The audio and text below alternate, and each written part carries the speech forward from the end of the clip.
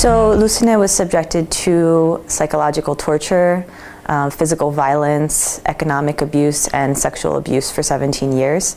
Her eldest daughter was also subjected to sexual harassment. And I mean, he was beating her for 17 years in, like I said, unconscionable crimes. I mean, unspeakable things that he did to them. For instance, he tied his eldest daughter up in a barn. He tied her up as well. He wouldn't let her leave the home. I mean, he basically was following her everywhere she went. He was overly jealous, controlling. I mean, everything that a typical abuser is. But he was, the severity of this case was very extreme. And Lucina came to us after the last incident where she had broken bones and she lost consciousness, and she was in a hospital. And we took her to the shelter, and after some time, after she regained her energy, she began to receive psychological support here at our center. She also was counseling with our lawyer, and she decided to press charges against her husband. And so that's when the court cases began.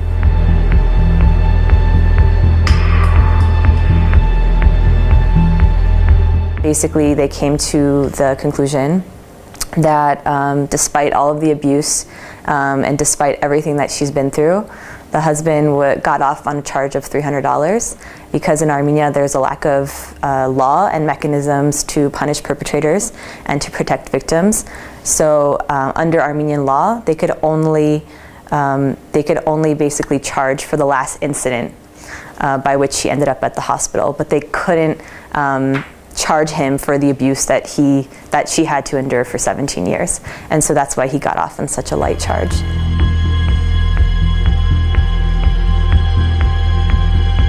At the time, she could only take her two eldest daughters with her. So her youngest three children, two sons and one daughter, remain with the perpetrator and his family. And to this day, she has no rights over custody for her children. And because the abuser is financially well off or better off than she is, as of yet, there has been no push for her to gain custody of those children.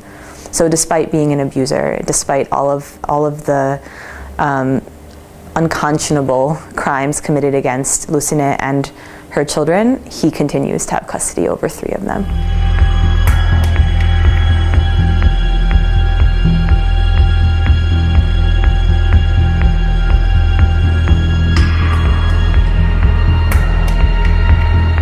The fact that there's a lack of legislation specifically for domestic violence means that the women who press charges do so under these criminal offenses. And so only in cases of severe physical abuse does she even have a case. A lot of times we see that psychological abuse or economic or sexual abuse is just as traumatic, but with no way to actually show and prove and have evidence of that in court, she has no case. And so basically she can only be tried for the one instance of violence that was used against her that brought her to the courtroom, but she has no case otherwise.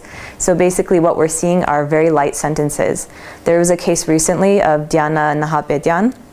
She was stabbed 21 times, murdered in front of her two children, and recently the man got off on a charge of 3.5 years in prison for the murder of his wife in front of his children. I mean, this is what we're talking about in Armenia, with the lack of legislation, with women's sexuality being used in the courtroom as sort of a way to justify abuse, other means to sort of justify abuse, whereas it's not taken seriously as a crime in and of itself.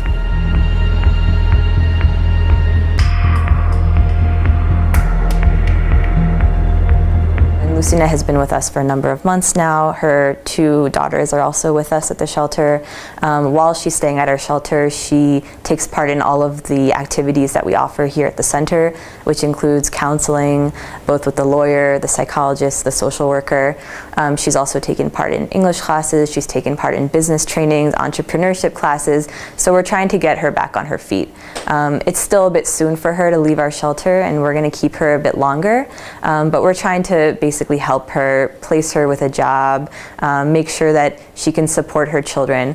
But because, you know, she's pressing charges right now and she's not in a place yet to leave our shelter, we'll still keep working with her and keep her at the shelter as long as she needs to stay. And that'll be up to her.